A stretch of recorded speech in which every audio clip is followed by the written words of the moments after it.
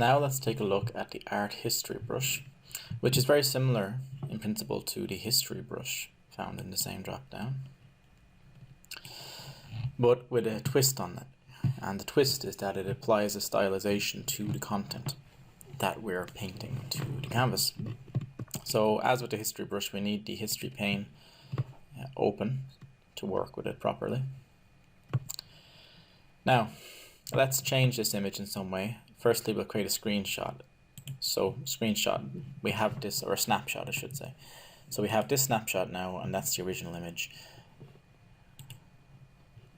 And then we'll apply a filter of some kind. So filter gallery.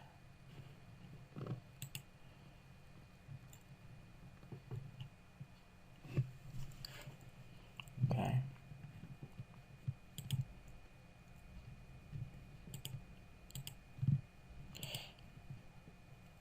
Rough pastels.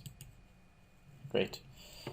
There's our rough pastels image. Let's create a snapshot of that also. So we have these two snapshots, the original and the copy.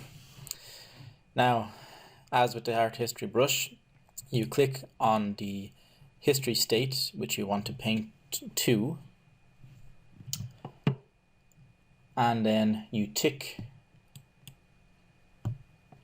here the history state that you want the history brush, in this case the art history brush, to take its content from. So we're taking content from the unstylized image and painting it to the stylized image. But we're stylizing the content that we're copying over, so just be aware of that.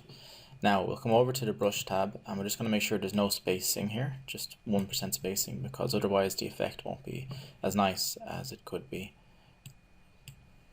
We can change the shape of our brush as well, just to create some kind of interesting look.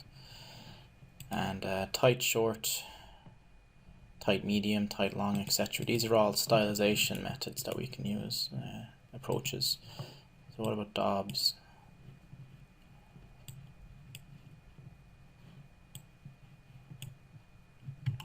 What effect is that having? It's not as discernible as we would like it to be.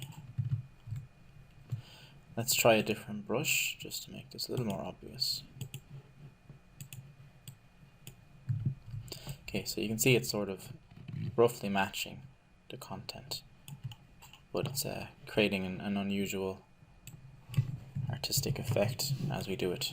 So unlike the history brush, which just pretty much copies it over, this creates a stylized effect which we can tweak depending on which brush that we want to use and that kind of thing. That's the only real difference between the art history brush and the history brush, is the stylization. Okay, so that's the art history brush covered.